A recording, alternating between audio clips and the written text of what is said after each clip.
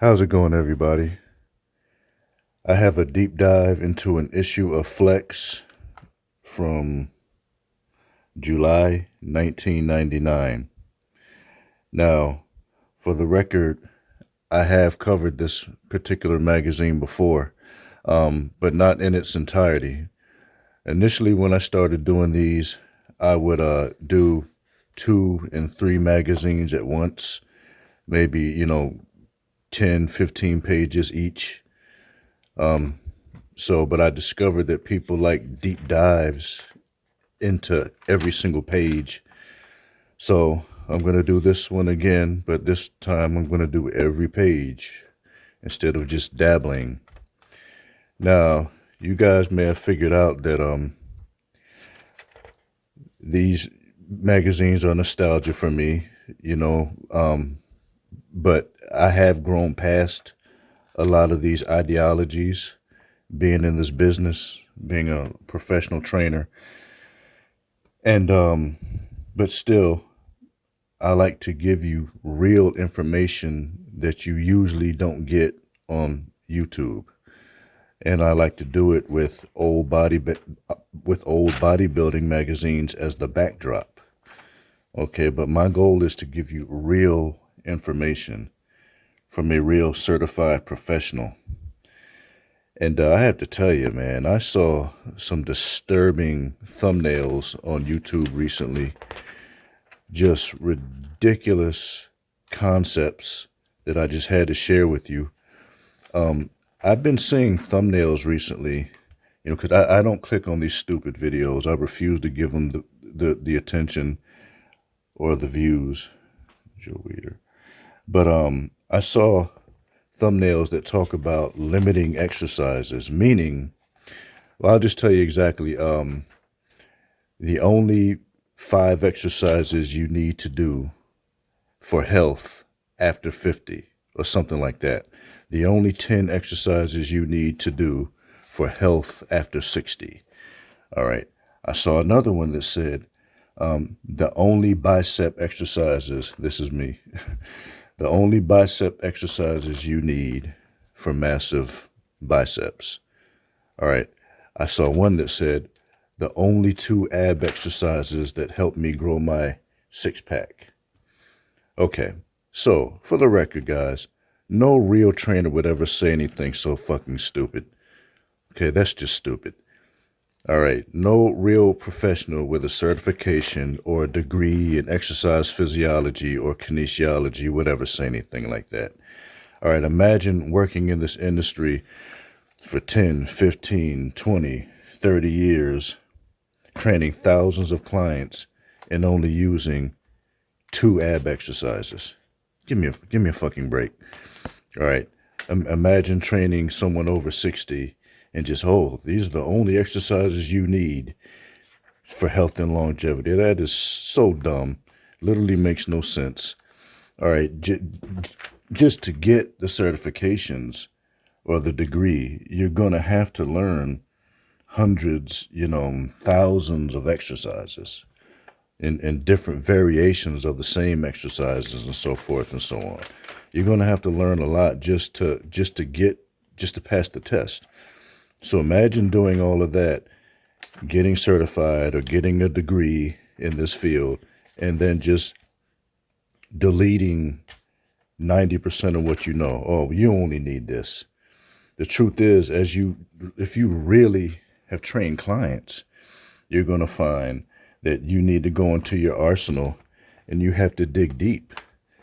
Certain exercises that you think may work, they tend to not feel. Or maybe this exercise hurts their back, or this variation of this exercise hurts this or hurts their hip. So you have to modify it, or you have to do something completely different. It's not like every routine that you devise is going to be perfect. You devise a routine for someone, even if it's just for one session, and you may have to throw some of it away and alter a little bit here and there, swap this exercise out for this exercise. Oh, well, this particular exercise hurts my elbow. Okay, well, let's do this one. So no real trainer telling you what I know, man.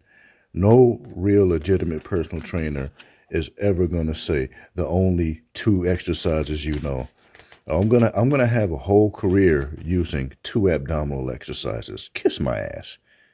That is ridiculous. Okay? So, like I say all the time, you have to be careful with these YouTubers, because YouTube just allows anybody, any Joe Schmo, to give their opinion, on how to train. And these guys don't know what the fuck they're talking about. And it's staggering, man. It's not just a few channels here and there. It's not just, a few people here and there. They are everywhere. Okay, and I remember this. Michael Jackson was supposedly training with Lou Ferrigno. Yeah. I don't know how that worked out. But anyway, and just because you were a Mr. Olympia competitor doesn't really qualify you to train people, because I have my certification manual, or a copy of one of my certification manuals right here. It's right next to me. I'm going to show it. Ignore that number there. This is the manual for the NSPA, National Strength Professionals Association, as you see right there. You don't see a damn thing in here about, 23-inch biceps and, getting shredded for a competition. They give you real science, that isn't just about genetics. Because, a lot of bodybuilder ideologies aren't going to work for most people unless you have the genetics. If you don't have the genetics, why are you wasting your time trying to be a bodybuilder?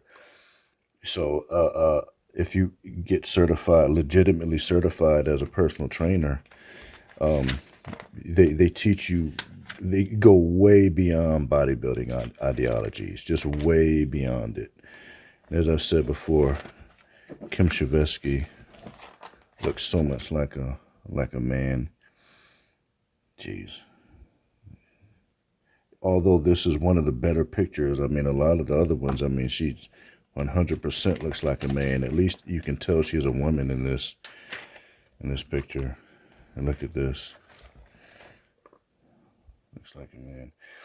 But yeah, the only, in my manual here, the only thing they talk about in regards to bodybuilding is genetics. And they talk about the length of muscle bellies and, how that determines your capacity to build muscle.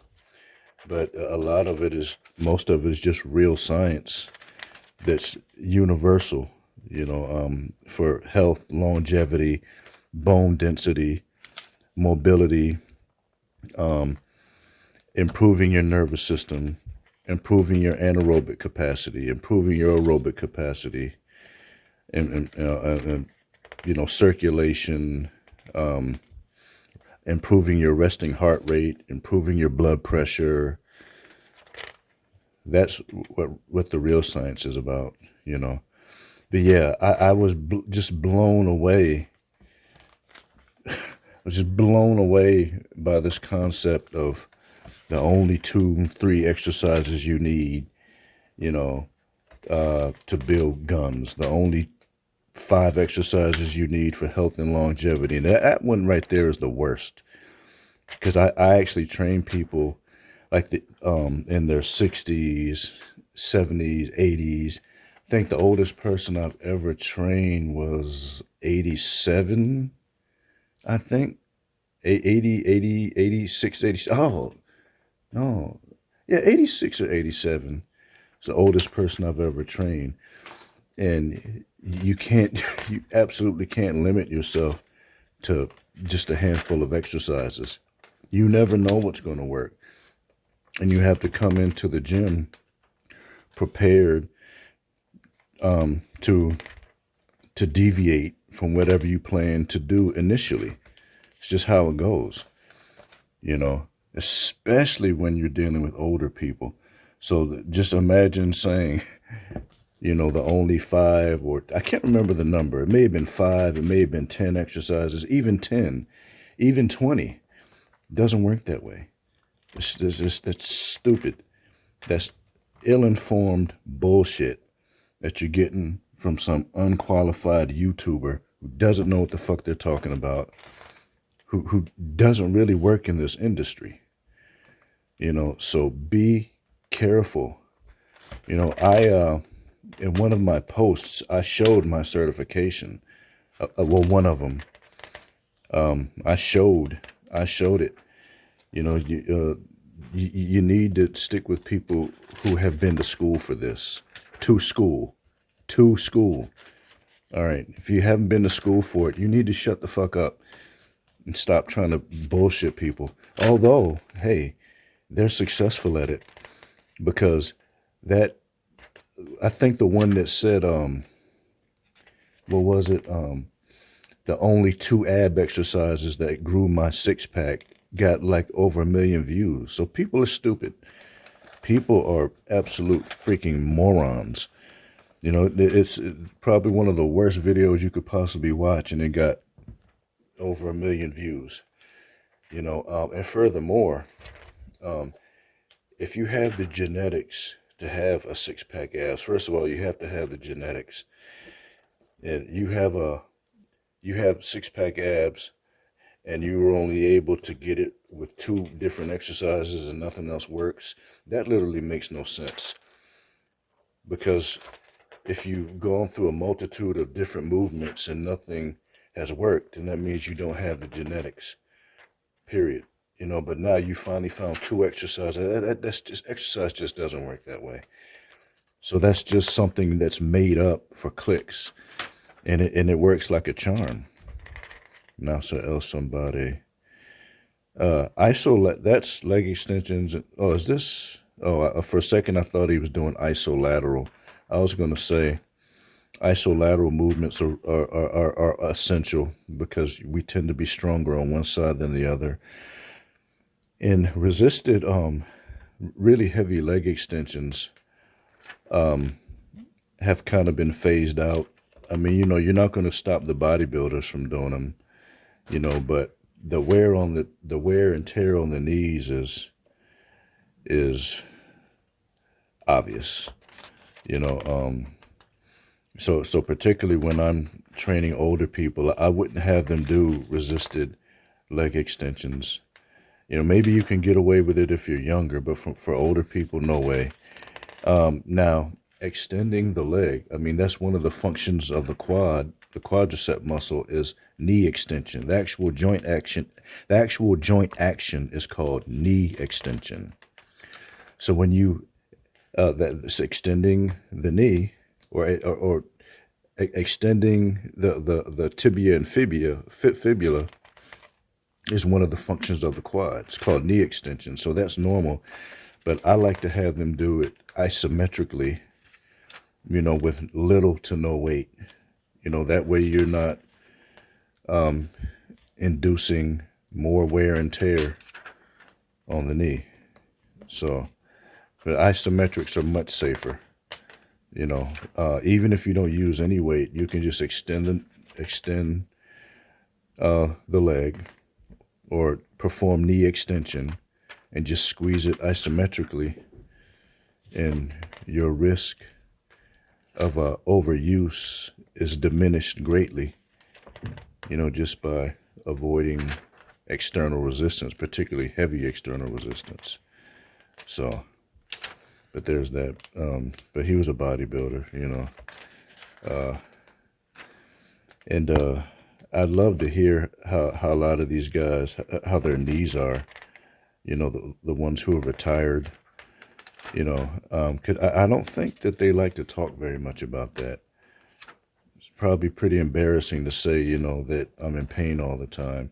But of course, like Ronnie Coleman, the guy on this cover, I mean, he can't deny it because he has to use a walker. So, but I know Dexter Jackson, late in his career, was avoiding a lot of traditional exercises and modifying a lot of stuff.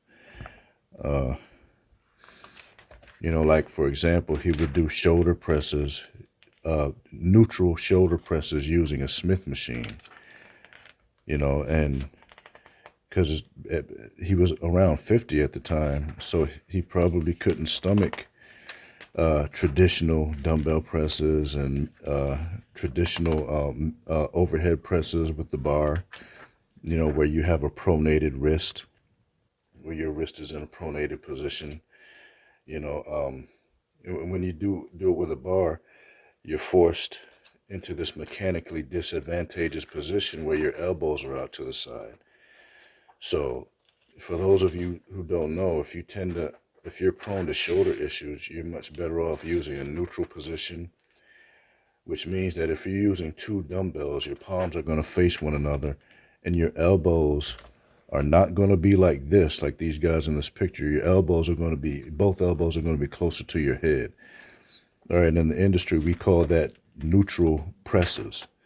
You can do neutrals for overhead presses. You can do neutrals for dumbbell presses as well. And it just gives you a more mechanically advantageous position. Uh-oh, pro hormones. Oh boy, here we go with that again. But it puts your shoulders in a mechanically advantageous position. So you're much less likely to stress the joint and get an overuse and sustain an overuse industry. So there's that. Sports supplement review. Good Friday, 1999 Miss International report. How many have you guys were into female bodybuilding? Go ahead and leave that in the comments. How many of you were into female bodybuilding? It was okay to me, but I think I remember saying before that it wasn't, I don't remember it being televised as often. I don't remember seeing it. I just don't remember seeing it as much. So I guess they would focus on the men's. But, I guess you have a right to do what you want to do, live your life the way that you want to. But just for me personally, the female bodybuilders are freakier than the men. So they look like men. It's just, but not nowadays. I mean, full blown female bodybuilding, I don't even know if it exists anymore. Choosing the best. I don't even know if it exists anymore. I for a while I remember they went into fitness pageants, female fitness pageants. But in this day and age, man, where everybody wants to be another gender and all of that stuff, all out female bodybuilding could probably make a comeback, the world we live in nowadays. But, so be it.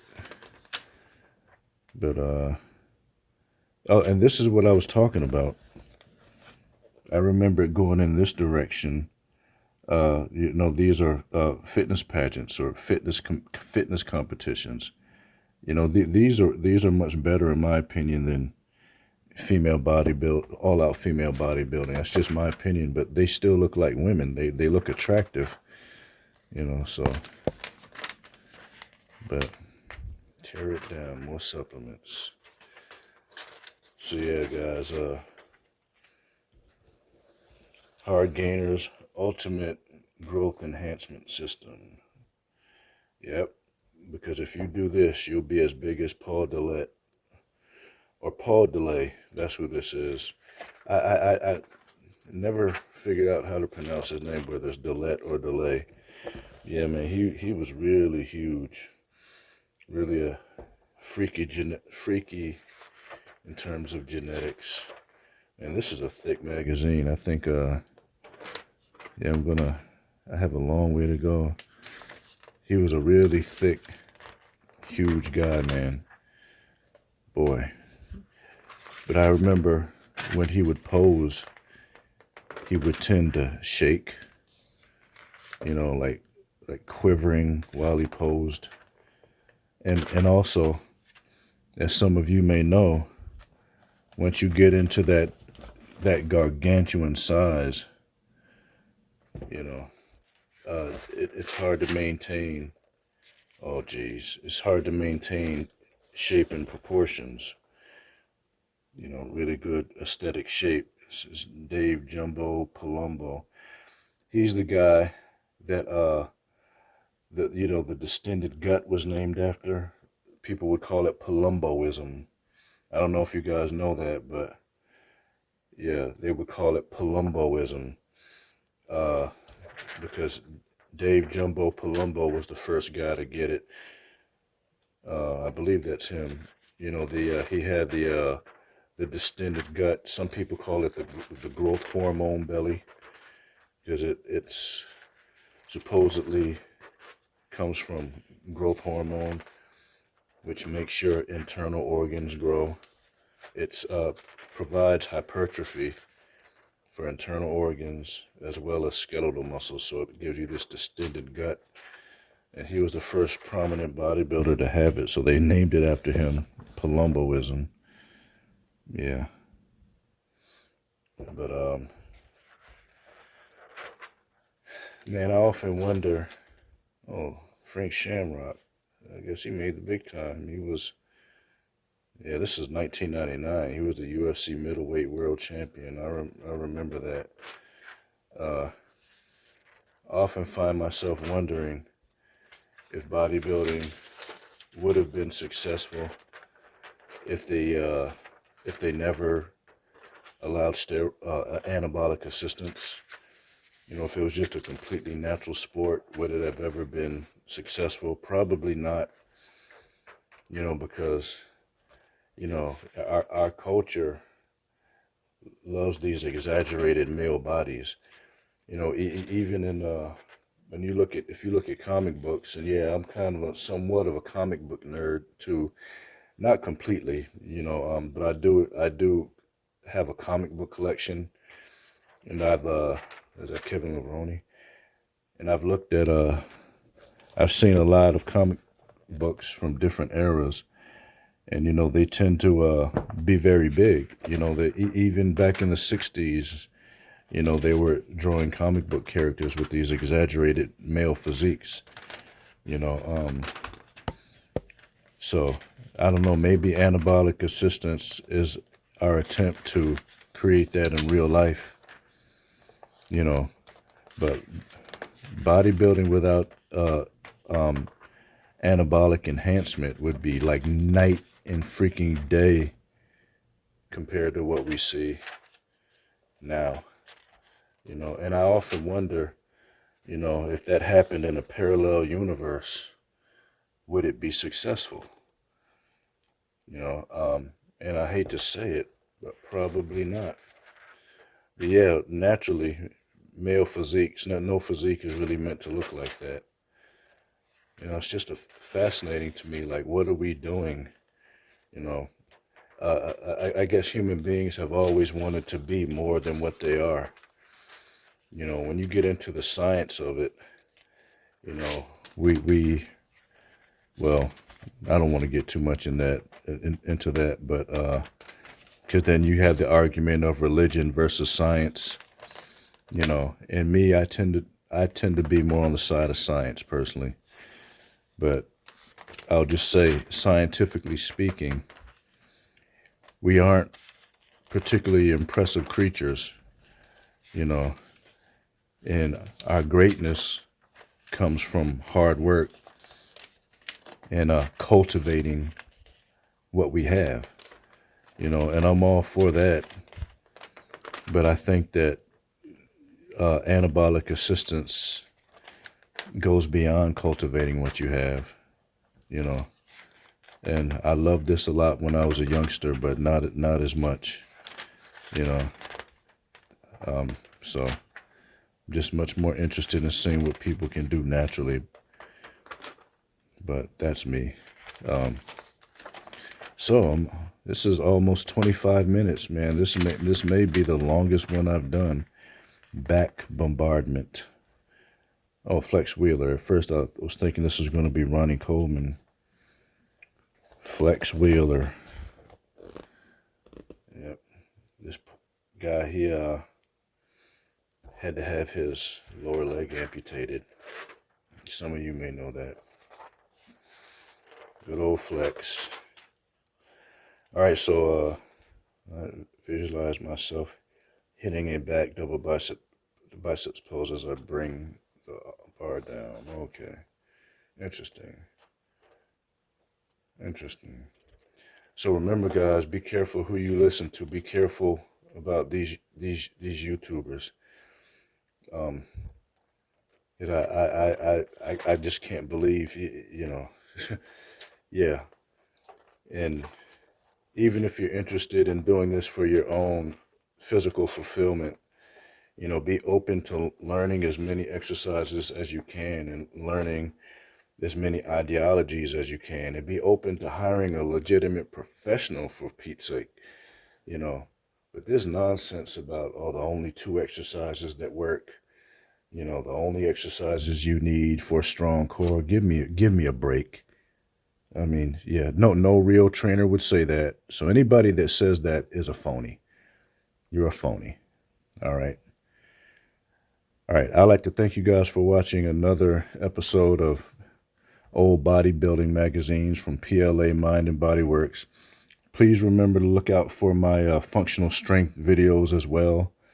All right. I give a lot of real, useful, legitimate information that's going to help you.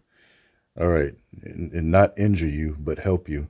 So be on the lookout for them. I have a bunch of them.